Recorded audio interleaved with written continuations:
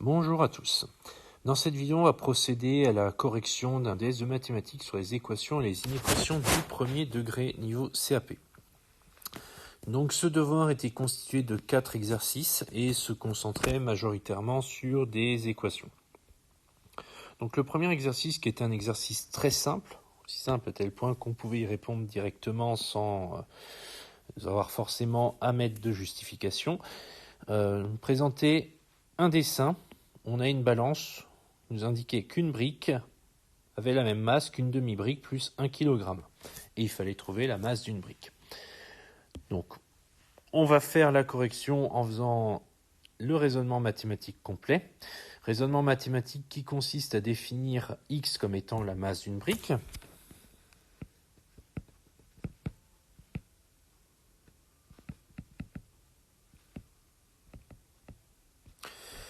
Et à poser l'équation. Donc si x est la masse d'une brique, on aura x égale à 1 demi x plus 1.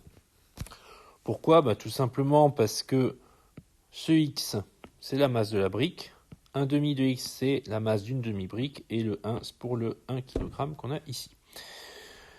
Et donc, il suffisait de résoudre cette équation. Et la résolution de l'équation nous permettait d'obtenir, dans un premier temps, x moins 1 demi de x égale à 1. Ce qui voulait dire qu'un demi de x valait 1, tout simplement parce que x moins 1 demi de x, ça fait 1 demi de x. Et donc là, en multipliant par 2 de chaque côté, pour enlever ce 1 demi, on arriverait à x égale 2. Donc la masse d'une brique est de 2 kg.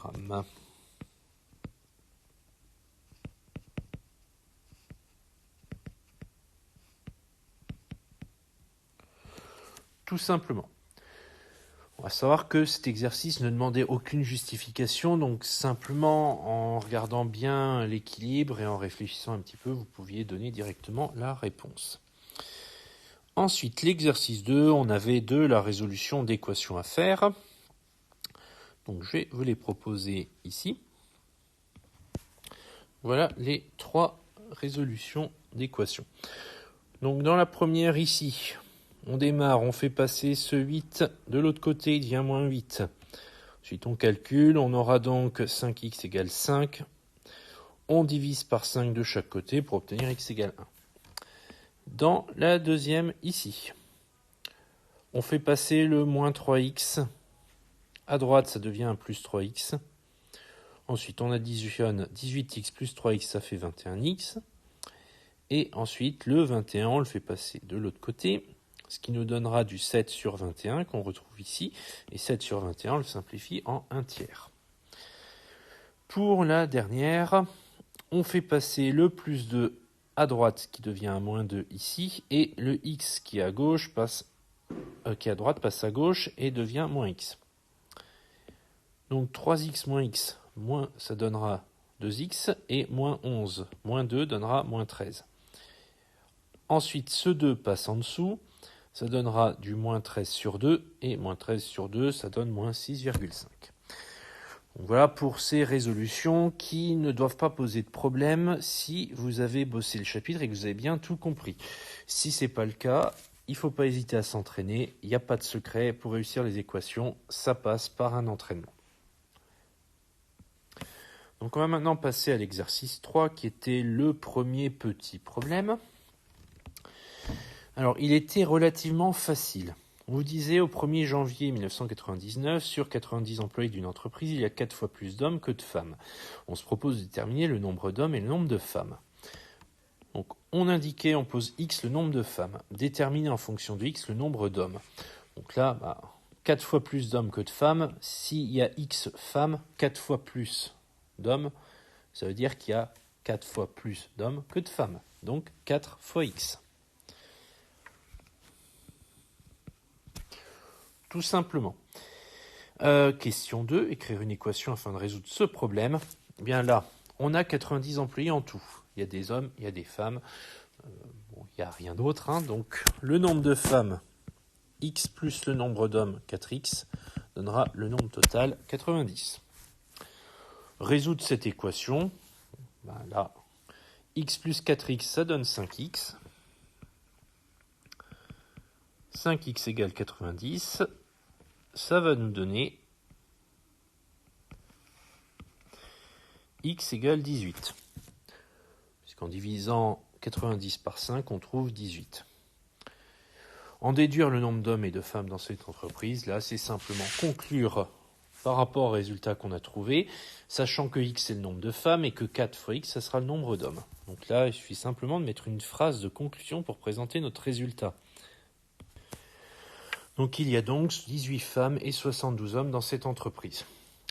Donc là, ce problème n'était pas difficile, il fallait pas bloquer, il fallait pas trop se poser de questions, il n'y avait pas de piège. Il fallait simplement bien lire les questions, bien comprendre ce qu'on demandait, et ça ne devait pas poser trop de problèmes. Enfin, pour terminer, on a l'exercice 4 qui, lui, était un petit peu plus difficile. On a Kagura qui vend 2 modèles de housse de téléphone portable. Le premier uni à 20 € et le second avec des motifs à 25 €. Donc elle applique une remise de 25% au modèle uni et souhaite accorder une remise d'un même montant en euros à l'autre modèle. Donc, première question, déterminer le montant de la remise de la housse unie. Ça, il n'y avait pas de rapport avec les équations directement, donc c'était sur une question qui ne devait pas poser de problème puisque c'était calculer le montant d'une remise. Donc, je rappelle, si on fait une remise de 25%, on prend 25% du prix de départ. Et pour prendre 25% du prix de départ, on prend donc notre prix de départ 20 € fois 25%, qui est la remise. Et ça, ça nous donne 5. Donc le montant de la remise est de 5 €. Ensuite, question 2, on note X%, le pourcentage de remise appliqué à la housse avec motif. Identifiez l'équation qui correspond au problème posé. Justifiez votre réponse. Donc, concrètement, on pose une équation par rapport à la housse avec motif. Donc, il faut avoir le prix de la housse avec motif, 25 €. Et la seule dans laquelle ça apparaît, c'est celle-ci. Donc, la bonne réponse, c'est celle-ci, car 25 est le prix en euros de la housse avec motif. Donc résolvez l'équation choisie. Si on a 25 fois x% égale 5, concrètement, on aura simplement à résoudre 25x égale 5, ce qui voudra dire que x, ce sera 5 sur 25. Et ça sera en pourcentage.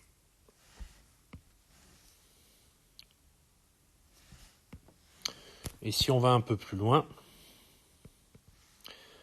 5 sur 25, si on simplifie, ça donnera 1 sur 5, ce qui sera 0,20, ce qui sera aussi égal à 20%.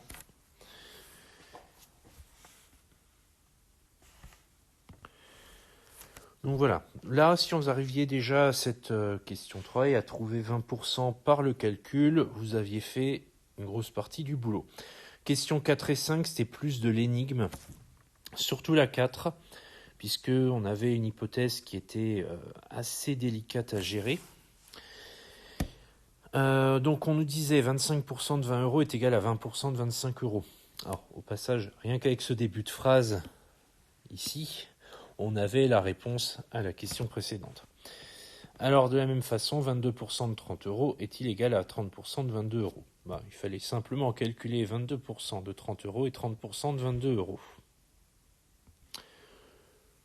Donc on avait ces deux calculs à résoudre. Et ça nous donnait dans les deux cas 6,6. Donc l'hypothèse de Kagura est vérifiée. Ce qui nous permettait d'arriver à la question 5, expliquer en quelques lignes l'astuce que vient de découvrir Kagura. Là, il suffit simplement d'expliquer que on peut inverser pourcentage et prix et trouver la même chose. Je ne mets pas de correction type. ce qui comptait sur cette question, c'est surtout la qualité de votre rédaction. Donc n'importe quelle présentation de résultats pouvait être acceptée à partir du moment où c'était bien écrit, avec une phrase, avec des majuscules, de la ponctuation et les bons termes et la bonne idée. Donc, en repartant de l'hypothèse du dessus, on peut par exemple dire que l'astuce consiste à inverser dans le calcul le pourcentage et le prix et on trouvera un résultat équivalent dans tous les cas. Donc voilà pour ce devoir qui n'était pas spécialement compliqué, présentait quelques difficultés, mais qui étaient surtout des difficultés au niveau résolution d'équations. Si vous aviez des difficultés en équation, forcément ce devoir était difficile. Pour quelqu'un qui maîtrisait les équations, c'est tout de suite beaucoup plus facile. Donc, il n'y a pas d'astuce pour les équations, et je terminerai cette vidéo avec ce conseil, c'est de l'entraînement.